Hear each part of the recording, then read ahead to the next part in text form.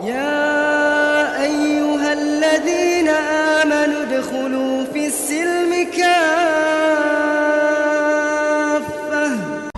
Inilah Buletin Dakwah Kafah edisi 284, 11 Sya'ban 1444 Hijriah atau 3 Maret 2023 Masehi, dengan judul Penguasa Wajib Menyejahterakan Rakyat.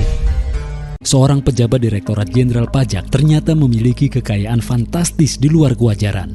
Jumlahnya mencapai 56 miliar rupiah. Gaya hidup mewah juga kerap dipamerkan oleh anak sang pejabat di media sosial. Terungkap bahwa perilaku seperti itu dilakukan oleh banyak pejabat, termasuk oleh para pucuk pimpinan mereka di lingkungan Kementerian Keuangan, khususnya Ditjen Pajak.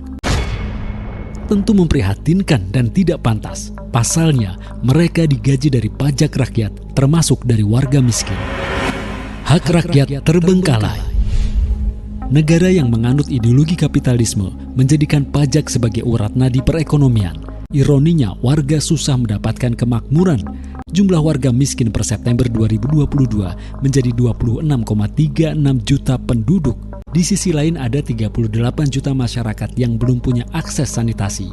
Ada 20 juta orang yang belum punya akses air minum layak. Kan lebih dari 10.000 desa di Indonesia masih memiliki infrastruktur jalan yang buruk. Wajar jika kemudian banyak warga mempertanyakan hak-hak mereka. Mereka juga semakin sakit hati setelah tahu kekayaan luar biasa para pejabat serta kebiasaan gaya hidup mewah mereka.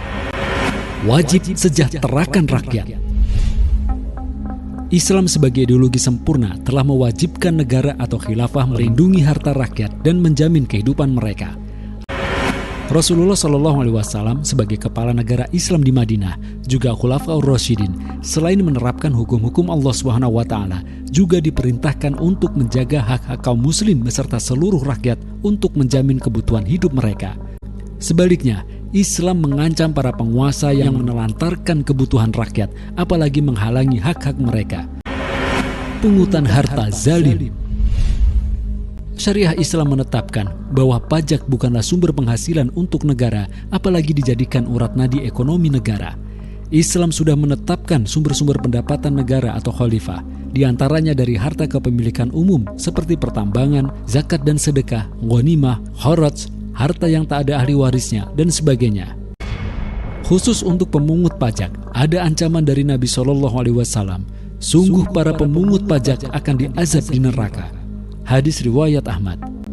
Namun, negara khilafah dibolehkan mengambil pungutan atau pajak dari kaum muslim yang kaya untuk menunaikan berbagai kepentingan yang menjadi hajat umat ketika baitul mal atau kas negara mengalami kekurangan atau defisit. Pungutan ini bersifat sementara dan hanya diambil dari kelebihan harta kaum muslim yang kaya. Demikianlah Islam menciptakan sistem kekuasaan dan para penguasa yang benar-benar meriayah atau mengurusi umat. Dengan dorongan takwa, para penguasa Islam bekerja keras untuk melindungi dan menjamin kehidupan rakyat.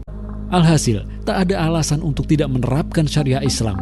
Itu merupakan kewajiban seluruh kaum muslim sekaligus merupakan hak Allah SWT yang wajib mereka tunaikan.